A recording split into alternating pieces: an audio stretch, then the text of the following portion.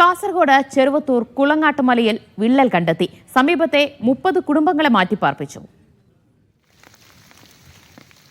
ഷഫീഖ് നസറുള്ള വിവരങ്ങൾ നൽകുക. ഷഫീഖ്, ഈ വിള്ളൽ കണ്ടെത്തിയതോടെ ജനങ്ങൾ വലിയ ഭീതിയിലാണോ?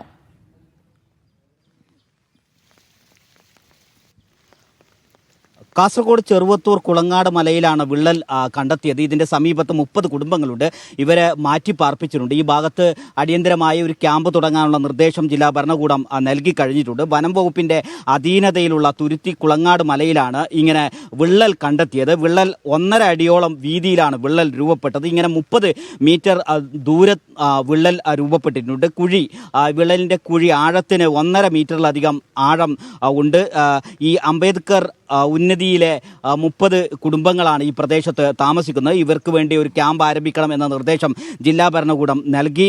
നാട്ടുകാരാണ് വിവരം അറിയിച്ചത്. നാട്ടുകാർ വിവരം അറിയിച്ചതിനെ തുടർന്ന് സ്ഥലം MLA രാജഗോപാലൻ, പഞ്ചായത്ത് പ്രസിഡന്റ് ഉൾപ്പെടെയുള്ള ആളുകൾ സ്ഥലം സന്ദർശിച്ചു. അതോടൊപ്പം തന്നെ ദുരന്ത നിവാരണ അതോറിറ്റിയുടെ അധികൃതരും ഫയർഫോഴ്സും സ്ഥലത്തെത്തി ആ ഭാഗത്ത് പരിശോധന നടത്തിയിട്ടുണ്ട്.